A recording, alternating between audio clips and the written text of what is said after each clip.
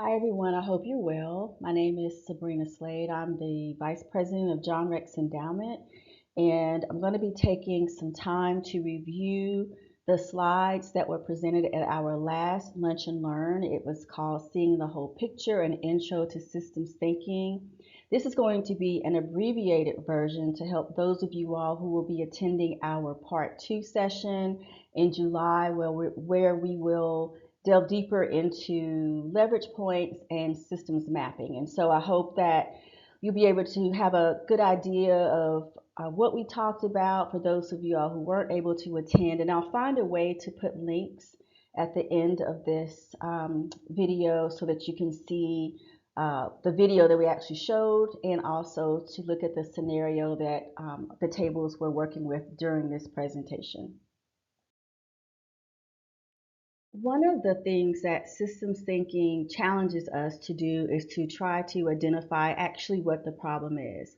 Sometimes we are spending more time trying to solve symptoms of problems and not actually the problem. And so this is a slide that talks about basically what are the problems that we're trying to solve. And the example for John Rex Endowment is our focus is children's social and emotional health in Wake County. And these causes are deeply interconnected: family, school, community, systems. There's so many things that are woven into children's social and emotional health that the traditional approaches often treat the symptoms and not the root causes of those. And so the question that we pose to ourselves is, what if the way we think about the problem is part of the problem? And so we're going to explore what that looks like and ways to identify the leverage points and to go a little bit deeper into some of the assumptions that we probably all make with our work. This is a really good slide that helps us think about the systems and where we sit within the system. And this is a tool that you may have seen before, but it's a really good representation of how things are connected, but we may not always see them from our point of view. In this slide, you see 5 men who are visually challenged, and they've all been placed on an elephant. And the question is, what is an elephant? And so the first man, who is at the front of the elephant, who is rubbing his trunk, is saying, well, an elephant is like a snake. It's very long and the skin is a little bit rubbery and it feels just like a snake to me. The man who is at the leg of the elephant is saying, well, this elephant is like a tree trunk. It's very sturdy and strong. It reminds me of a tree. The man on the top of the elephant says, no, an elephant is actually like a brush. It's very soft and a little bristly, but I can see that if I had hair, I would use it to probably brush my hair. And then the man in the bottom by the tail is saying, well, no, I think an elephant is actually like a rope because I can take it and I can twist it all around and probably put it in a knot if I wanted to. And then there's a man at the very end who has his hands in the elephant poop, and he's saying, nope, an elephant is soft and mushy. It doesn't smell great, but that's exactly what an elephant is. Now, these 5 men are at different parts of this system. In this case, this system is the actual elephant. And they're all right because from their vantage point, they are all seeing this elephant from different parts. And so when we think about systems thinking, it is easy for us to only identify within our own organizations where we sit within a system, whether it's housing or working with children or transportation, you name the system. If we're not able to look outside and take in the feedback that's coming from the systems outside of our system, we may not have the exact viewpoint that we need to be able to make very critical decisions around our own work. So, what is systems thinking in plain language? And what I want to do before I delve into this briefly is just to give a definition of what a system is, because I think it's important to give context.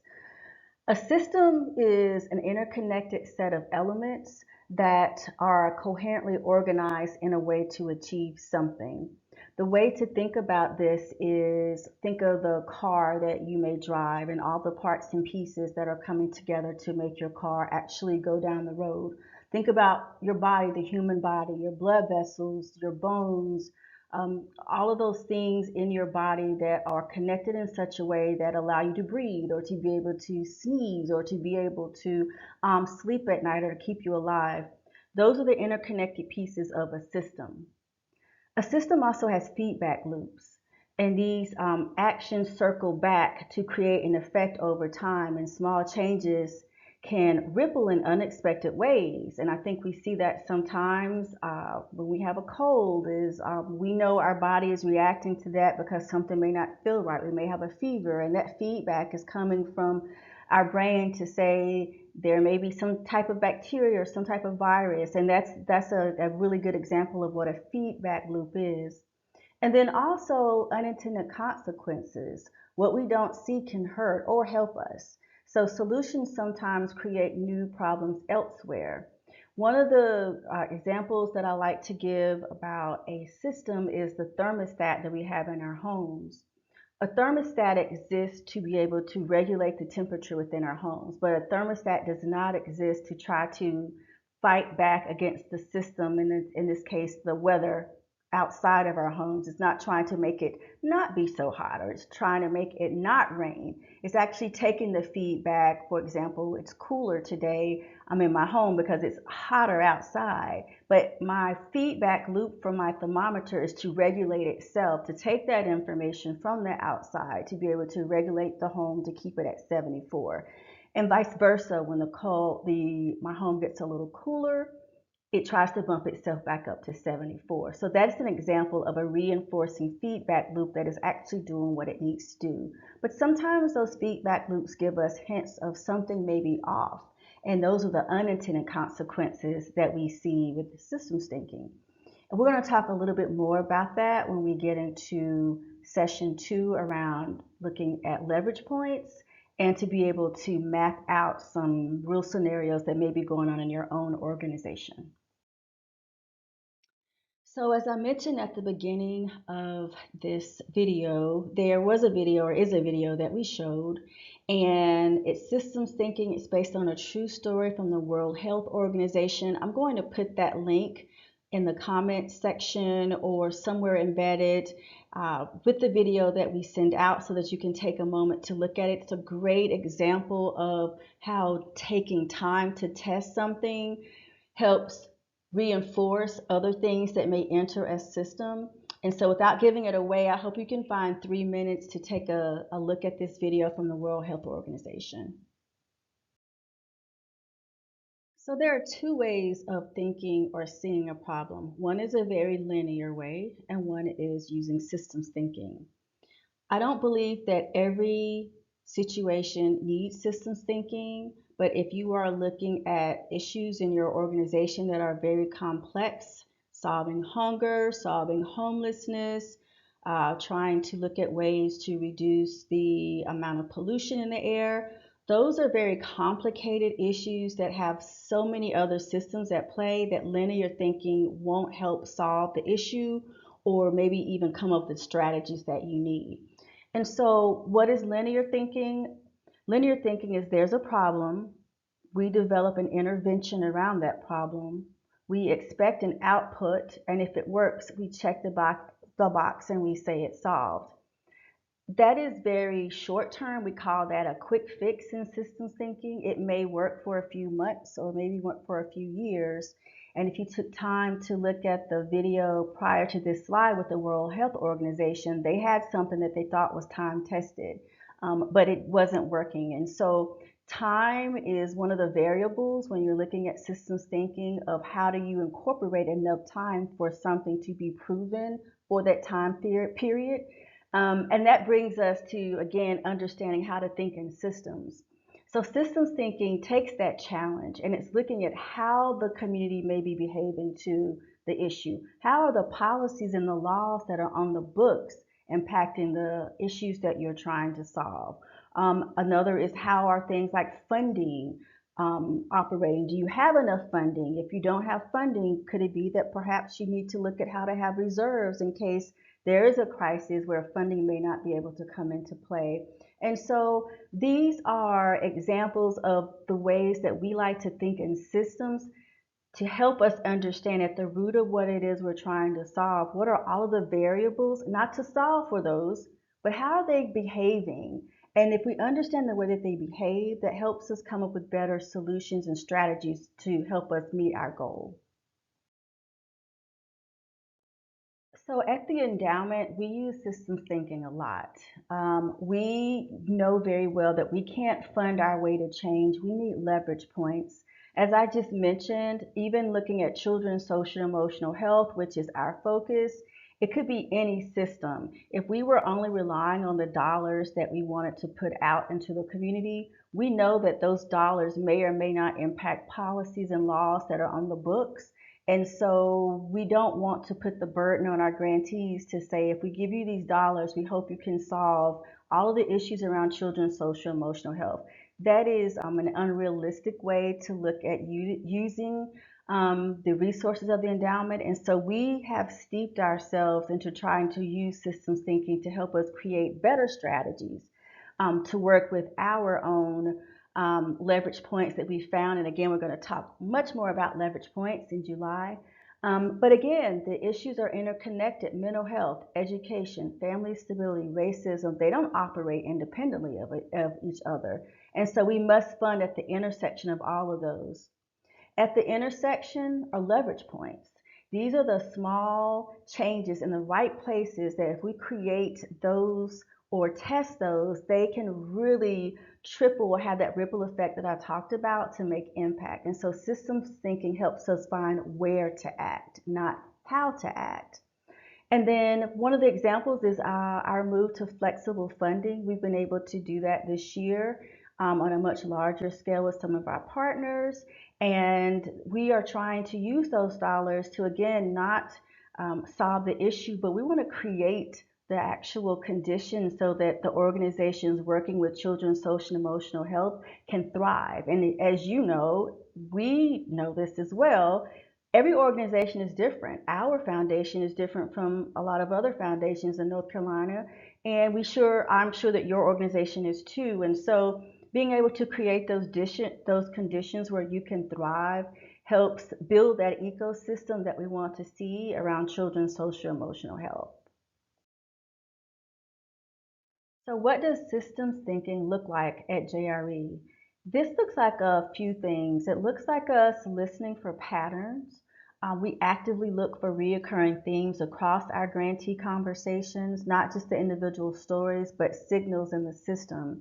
An example of that are the ways that we have looked at the cohorts of organizations that we funded over the past 5 years. Some of those cohorts have been together now for a year, some 2 years, some 3 years. And this connective ecosystem that they have formed is a way of us brokering these relationships, not just to get to know each other because we thought that it was a good idea for these organizations to know each other, but because we saw that as a point of leverage. Some of the organizations that have been working together in another way under another funding stream are now able to leverage off of each other's missions to be able to create something new and different. And that is exciting. It's a point of leverage that we thought we could see play out over the lifespan of some of the cohorts that we've been funding. And it wasn't prescriptive. We knew that these organizations were similar in the way that they did their work, but we also understand that building trust takes time. And because of that, we're seeing some really innovative things happening with some of our partners that we're really happy to see, and hopefully they will be able to share soon. And as I mentioned earlier, the adaptive grant making is making that even more possible. This flexible, unrestricted funding lets partners respond to the ecosystem, what it needs and not what they planned for 2 years ago. A lot has happened over the last 2 years. A lot has happened since 2020. I think COVID shined a light on some of the things that were already bubbling up to the surface. And when we talk about being resilient as a sector, one of the things that the endowment wanted to figure out is like, what were those points of leverage that we could help not only ourselves as staff and our organization, but what do our grantee partners need to be able to respond to whatever that next crisis or condition may look like that we may not have had in our strategic plan, but we are resilient enough to be able to withstand that. Why might this matter to you? If you came to our first session, you've heard Ashley talk about narrative change, and we are going to have a lunch and learn around narrative change in September. But This matters because it helps you tell a better story, not just the quantitative data of what you've done, but why you are able to do your work within a larger system and not just what you do singularly. This is important because, again, we're talking about an ecosystem, and no one organization or entity will be able to solve any systemic issue. So this helps you tell a better story by being able to understand the points of leverage and how things are connected. You'll also find unexpected allies. It helps you identify organizations working on adjacent parts of the same challenge. If you're working, and I'm going to use the example of transportation, you may not see yourself as connected to the food security space, but it is very much connected to the food security space because people need to be able to get to places where healthy food is if they don't have it in their own ecosystem. And so systems thinking helps us branch out of ourselves and find the ways that we are connected to each other and then how we behave in within those systems. It also helps you anticipate challenge. It spots potential unintended consequences before they become a crisis.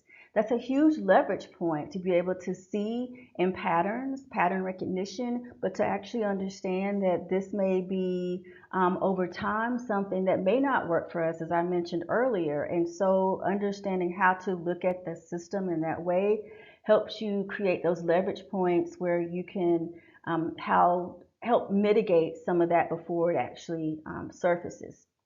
And then also makes the case to funders. It shows the complexity and interconnected impact that resonates within system-aware funders. Now, some funders may or may not be as systems aware of John Rex Endowment. Doesn't mean that you can't make the case of why and how you are connected to other parts of the system. Also, I think donors, we don't talk enough about how donors understand that things are connected as well, and whereas they may only want to fund or be funding, I'm going to use example of a food bank, they also understand our economic security is directly impacted by that. So I think helping funders and helping the donors and even your staff understand how things are connected helps you tell a better story, but in a way that resonates with multiple layers of people that you have contact with within your ecosystem. And so you don't have to be a systems thinker overnight. These small shifts help create real impact. It does take time. We call ourselves practitioners in this work. And the more that you are able to understand patterns and understand feedback loops and look for leverage points, being a practitioner in this really does help you tell a better story and look at the ways that you talk about your work, but really make it very clear or clearer strategies towards your goals. So if you were at the lunch and learn, this was the part where we were deciding through our scenarios how to handle an issue, and each table had a different card and a scenario of a person or a family. And if you are looking at the video and you weren't at the lunch and learn, I would suggest that you take this time to look at the link at the cards of the scenarios and read through all of them. You have that privilege of reading through them all to see some of the connected places where this challenge took place. And then I want to show you at the next slide here. It was the Williams family. It's a systems thinking in action. Each table was asked to map their challenge, to read through the scenario card and develop or identify a core problem, who is affected, and draw the connection. What caused it, and what does this affect? And as a table, they were to agree or recommend a solution based on what the card tells them, not what they thought, but basically only on what the card tells them. And what did the problem, what did they see, and how would they recommend a solution? So if you didn't go to the first lunch and learn, I would suggest that you pause the video now, go to the scenario cards, read through them, and then come back to this video, and I want to walk you through some of the connections that were made and to show how systems thinking and action can actually work. So hopefully you were able to read through the scenario cards, and again, each scenario card was at a different table and different people were working on as a group each scenario. And the big reveal, which you probably know by now, is that they were all working with the same family, but they were all working on different parts of the family in different ways. One was with the affordable housing piece. We know that Sarah and her family need to move within 6 weeks. We know that there were health care and caregiver challenges. Sarah was the one that had to take her husband, Jason, who has a spinal cord injury, back and forth to the doctor. And she also had some health care issues of her own.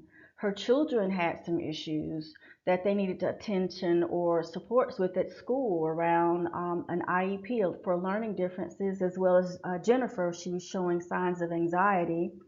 And then there are transportation issues. And so the big reveal was that we find ourselves, even within our own lives, our own organizations, working with certain parts of a system, but not having all the information we need to make very informed decisions.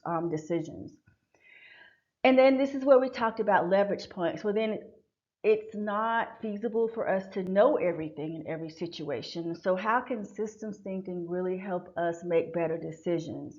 And that is where leverage points come in. So we spent a little bit of time talking about what leverage points may look like in this scenario. One, we call it tier 2, a structural point of leverage with Sarah herself. She is the glue holding everything together right now. And a support that could have really been beneficial to her was to have some type of care navigator or coordinator that could do some of these things or release some of the burden for Sarah.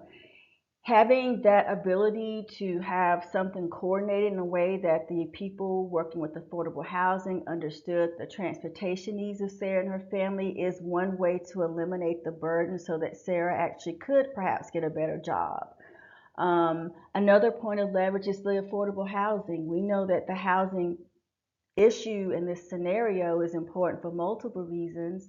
One is that they needed the housing to be close to a school so that the children could have the supports that they needed. Also, the housing piece helps if it's closer to the actual job that Sarah could obtain that could possibly pay a little bit more. And so that is another point of leverage that, again, not even having all of the information that we need to know to make these decisions, being able to think through a systems thinking lens does help us understand how these issues or entities relate and behave with each other. And again, we're going to talk a lot more about this. In fact, we're going to spend the bulk of our time looking at leverage points and at our next lunch and learn, and you'll be able to practice that on your own. But that is a very, very brief overview of what we talked about in our lunch and learn. And I hope that you can join us for the next session. It's July the 15th. If not, you can contact me, reach out to me. There's lots of resources that I'd love to share. At some point, I hope we'll have some of them on our website. But thank you so much. For those of you all who attended session 1, I look forward to seeing you in session 2. And those of you all who did not attend session 1, I hope you look at the video and we'll have a very deep conversation about leverage points and systems mapping for your own organizations. Thank you.